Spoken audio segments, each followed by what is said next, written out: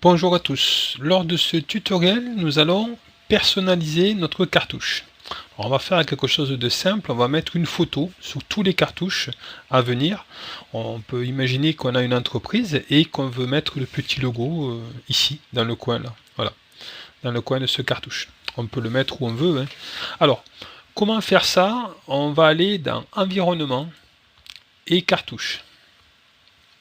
Ici, on a tous les cartouches de l'ELEC IEC de l'environnement, hein. On peut les voir ici avec les cartouches qui est comme ça de façon horizontale. Bon, vous avez 100 cartouches carrément, hein. Vous avez différentes cartouches ici en fonction des formats de page. Et ici, nous, on a pour notre dossier, on a un cartouche de la page de garde ici, là, qu'on pourrait modifier, hein. On pourrait mettre d'ailleurs ici, si je double-clique dessus. Là, alors, il y a plein de codes, on appelle ça des attributs. Là, il n'y a que des attributs, ouais.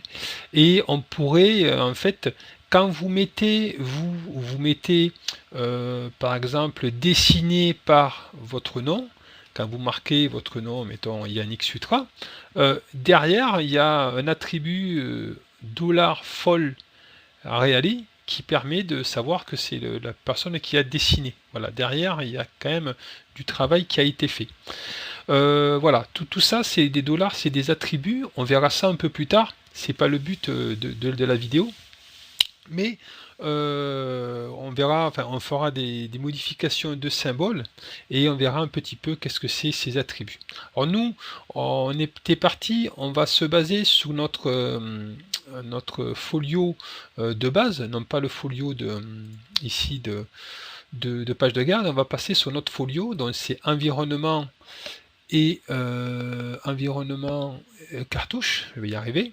Donc on va prendre celui-là, et ici on retrouve bien sûr notre cartouche avec les attributs, hein. Et on va ici mettre, mettons, le logo de notre lycée.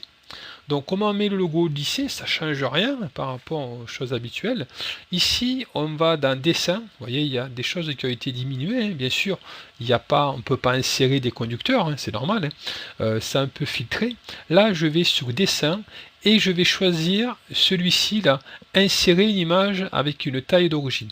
On l'avait fait, on avait inséré un matériel, une photo, mais le principe est le même. Donc je mets une photo, alors, je mets la photo en plein milieu dans un premier temps. Je vais chercher le logo de mon lycée.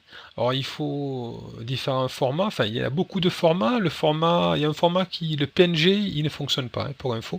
Donc je clique sur ma photo et je la mets là. Après je vais la redimensionner, je vais la réduire ici et je vais le mettre ici. Voilà, je mets par exemple ma photo ici. Il n'est pas super adapté mon symbole, mais j'aurais pu mettre un petit logo de l'entreprise. Alors moi je le mets ici, mais j'aurais pu le mettre où je veux, n'importe où, dans les cartouches, bien évidemment, hein. Voilà, je le mets là pour la démo. J'ai mon folio qui est là. J'aurais pu, si je veux, mettre un rond ici, hein, vraiment. Voilà, un cercle, je veux dire. J'aurais pu mettre un cercle ici, juste pour la démo, voilà. Je peux mettre un cercle ici. Je le personnalise comme je veux. Bon, mon cercle, il ne sert pas à grand chose là, mais c'est juste pour la démo. Donc, une fois que j'ai fait ça, je vais le fermer et l'enregistrer.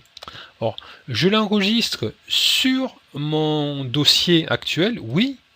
Après, si je l'enregistre sur ELEC IEC, tous les futurs schémas que je vais faire, les futurs folios, il apparaîtra ça. Alors ça dépend, il apparaîtra les logos et le rond.